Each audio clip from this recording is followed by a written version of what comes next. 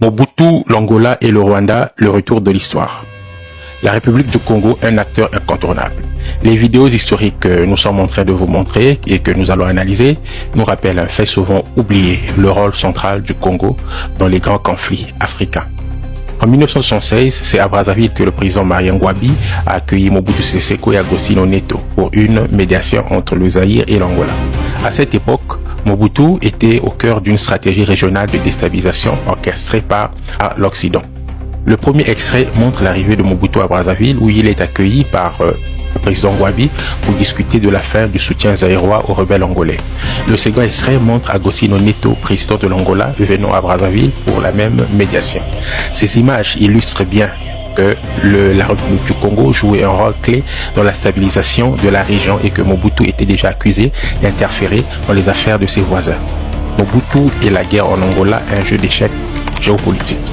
Les vidéos nous rappellent que le Zaïre a longtemps soutenu les groupes rebelles angolais, notamment le FNLA de Holden Roberto, installé à Kinshasa, l'UNITA de Jonas Savimbi, appuyé par la CIA et l'Afrique du Sud de l'apartheid.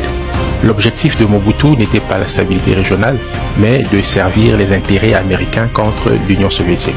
L'Angola, fraîchement indépendant, était dirigé par le MPLA de Neto, Agostinho Neto, soutenu par l'URSS et Cuba. En acceptant la médiation de Brazzaville et en promettant d'expulser le FNLA et l'UNITA, Mobutu faisait semblant de se ranger du côté de la paix. Mais en réalité, il poursuivra son ingérence dans l'ombre. Du Zaïre au Rwanda, la même stratégie, le même échec.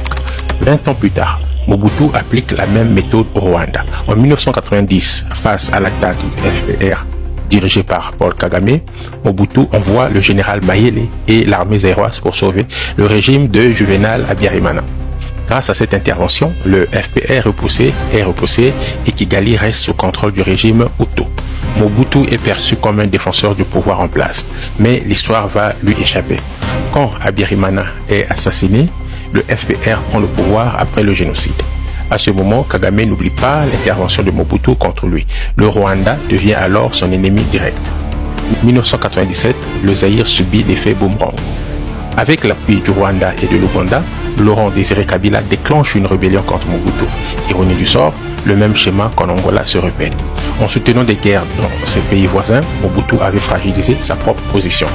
Le Rwanda applique contre lui la même stratégie qu'il avait utilisée en Angola.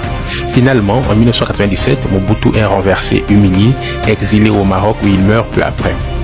C'est une leçon d'histoire à ne pas oublier.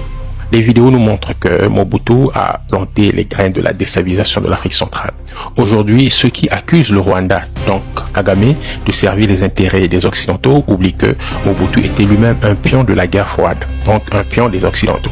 L'histoire n'oublie jamais. Ce qui se passe en RDC aujourd'hui est un retour des choix faits il y a plusieurs décennies.